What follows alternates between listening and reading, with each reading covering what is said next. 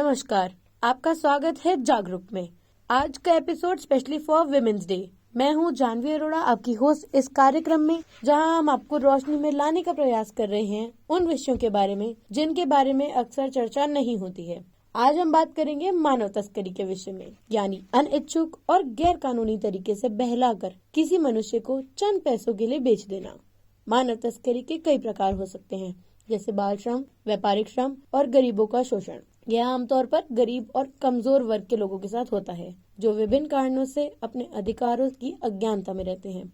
जितना ये सुनने में भयानक है, उससे कई ज्यादा दर्दनाक भी है। तो आज हम ऐसी ही एक महिला के बारे में बात करेंगे जिन्होंने बहुत सी महिलाओं और नाबालिग बच्चों को इस विष से बचाया है, जिन्हें वेश्यावृत्ति के लिए मजबूर किया गया और उनको पुनर्वास करने में मदद भी की है। इन प्रेरणादायक महिला का नाम है पल्लवी घोष, जिन्होंने अपना जीवन भारत में मानव तस्करी के खिलाफ लड़ने में समर्पित किया है। पल्लवी घोष एक सामाजिक कार्यकर्ता हैं और नई सोच की प्रतिभा हैं। उनका जीवन मानव तस्करी के खिलाफ लड़ने में समर्पित है। आइए हम इनकी कहानी को एक नजर से देखते हैं। पल्लवी घोष के द्वारा बताया गया है कि न सिर्फ भारत की राजधानी दिल्ली, मगर पश्चिम बंगाल, उड़ीसा, मध्य प्रदेश, केरला और नेपाल में भी ये किया जाता है। आप ये जानकर दंग रह जाएंगे कि एक दिन में अंदाजा हजारों बच्चों का अपहरण किया जाता है। पल्लवी के प्रयासों का परिणाम उनका यथार्थ में जन्म मिलने वाला क्षेत्र बस्तियों में मानव तस्करी यानी ट्रैफिकिंग के खिलाफ लड़ने का था। उन्होंने अपनी शक्ति और प्रतिभा का इस्तेमाल करके इस बुराई से लड़ने के लिए आवाज उठाई। उनकी मेहनत और संकल्प से कई बच्चों की जिंदगियां बच गई।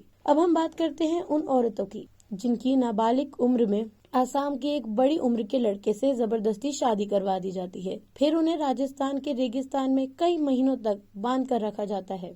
उन पर न जाने कितने जुल्म किए जाते हैं। कुछ महीने पूर्व पल्लवी घोष ने पुलिस की मदद से उन नाबालिग बच्चियों को मानव तस्करी के चंगुल से बचाया, उन्हें उनके परिवार से मिलवाया, उन्हें पुनर्वास करने में भी मदद की। वह अब अपनी शिक्षा पूरी कर रही हैं और आशा करती हैं कि वो समाज के लिए एक प्रेरणा बनेंगी। पल्लवी घोष अभी तक 5 से 7 हजार लड़कियों को बचाकर उनका पुनर्वास करने में सक्षम रही हैं। लेकिन ये सफर आसान नहीं था। पल्लवी ने कई मुश्किलों का सामना किया, लेकिन उनका हौसला कभी न टूटा। उन्होंने सरकार और समाज को जागरूक करने का प्रयास किया और मानव तस्करी के खिलाफ कानूनी कार्यवाही में मदद भी की। उनका कहना है कि हमें इससे बचने के लिए लोगों की जुबान बनना पड़ेगा। इस विषय से छुपना नहीं, बल्कि इसके बारे में जागरूकता फैलानी होगी। जितना हो सके अपने आसपास होने वाली घटनाओं पर नजर रखें और कुछ भी संदेहजनक दिखने पर तुरंत पुलिस को फोन करें। अगर आपके साथ ऐसा कुछ हो तो डरना नहीं है, सामर्थ्य से उसका सामना करना है, घर वालों को व पुलिस को बताना है। पल्लवी घोष की इस कहानी से हमें ये सीख मिलती है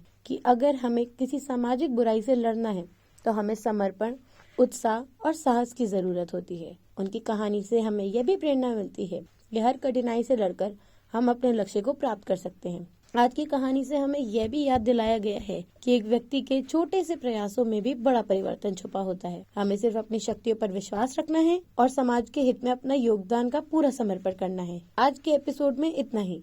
अगली बार फिर से एक नई कहानी के साथ लेकर आएंगे। अब हम लेते हैं आपसे विदा, इस वादे के साथ कि आप बने रहेंगे रेडियो भारती के साथ। धन्यवाद।